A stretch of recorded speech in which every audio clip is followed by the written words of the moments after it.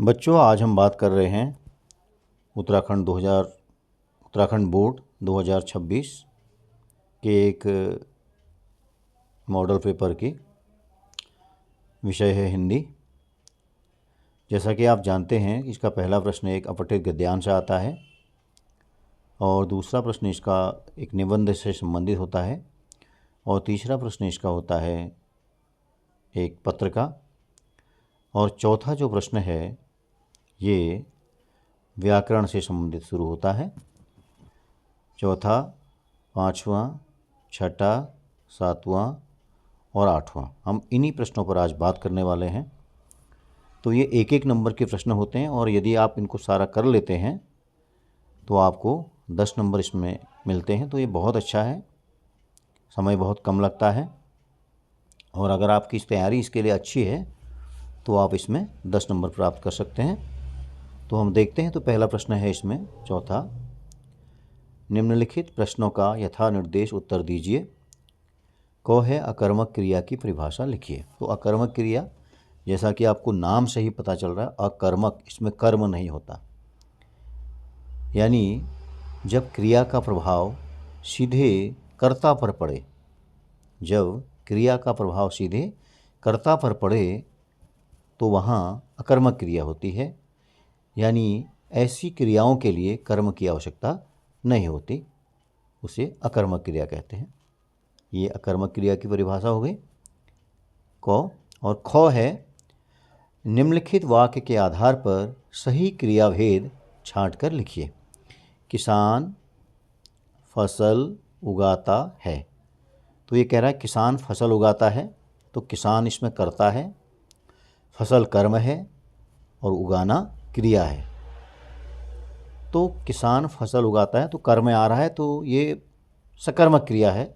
यहाँ जो है क्रिया का प्रभाव कर्म पर पड़ रहा है। जब क्रिया का प्रभाव कर्म पर पड़ता है तब वहाँ सकर्मक क्रिया होती है। तो इसका नंबर 2 जो विकल्प है ये सही है, सकर्मक क्रिया। उसके बाद 5वां प्रश्न में आते हैं। निम्नलिखित प्रश्नों का यथा निर्देश उत्तर दीजिए। क, अव्यय से क्या आशय है। अव्यय का अर्थ होता है जो व्यय नहीं होता, अर्थात जो समाप्त नहीं होता।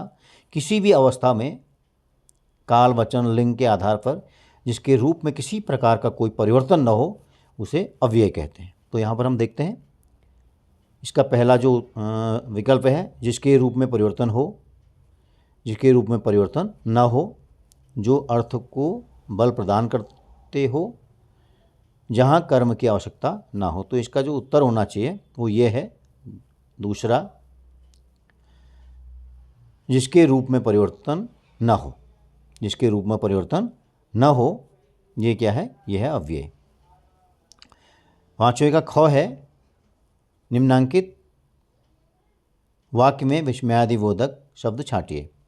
तो विस्मयादिबोधक, जिसमें विस्मय का भाव होता है, आश्चर्य का भाव होता है, उसको विस्मयवाचक कहते हैं।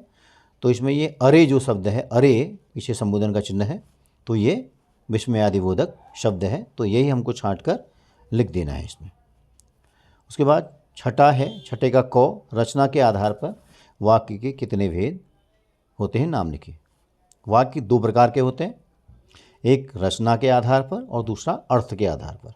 रचना के आधार पर 3 प्रकार के होते हैं और अर्थ के आधार पर 8 प्रकार के होते हैं। यहाँ हम केवल रचना के आधार पर बात कर रहे हैं। तो रचना के आधार पर 3 प्रकार के जो वाक्य हैं वो है सरल वाक्य, संयुक्त वाक्य और मिश्र वाक्य, अर्थात मिश्रित वाक्य। सरल वाक्य, संयुक्त वाक्य और मिश्र वाक्य, मिश्रित वाक्य। तो ये 3 प्रकार के वाक्य होते हैं रचना के आधार पर। और इसका ख है प्रश्नवाचक वाक्य को उदाहरण सहित बताइए। जिसमें किसी प्रकार का कोई प्रश्न पूछा जाए उसको प्रश्नवाचक वाक्य कहते हैं। जैसे राजा राम कहाँ के राजा थे, तो पीछे प्रश्नवाचक चिन्ह होगा। या तुम्हारा नाम क्या है, तुम कहाँ रहते हो। तो इस प्रकार के जो वाक्य हैं वो प्रश्नवाचक वाक्य में आते हैं।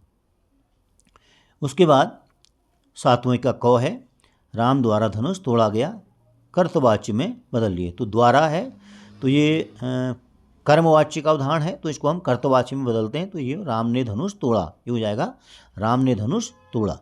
ख है मुझसे चला नहीं जाता, वाक्य में वाच्य का नाम लिखिए। तो इसमें वाच्य है भाववाच्य, तो ये भाववाच्य का उदाहरण है। 8वां है निम्नलिखित में अम्बुद शब्द का अर्थ लिखिए। अम्बु का अर्थ होता है जल, दो का मतलब होता है देने वाला, तो जल देने वाला, तो यहाँ पर इसका उत्तर होगा बादल। ख है निम्नलिखित शब्दों में कौन राकेश शब्द का अर्थ नहीं है। तो राकेश शब्द का अर्थ मयंक राकेश शब्द का एक पर्यायवाची है, सुधांशु भी है और हिमकर भी है, तो भास्कर, तो इसका उत्तर हो जाएगा भास्कर। तो बहुत बहुत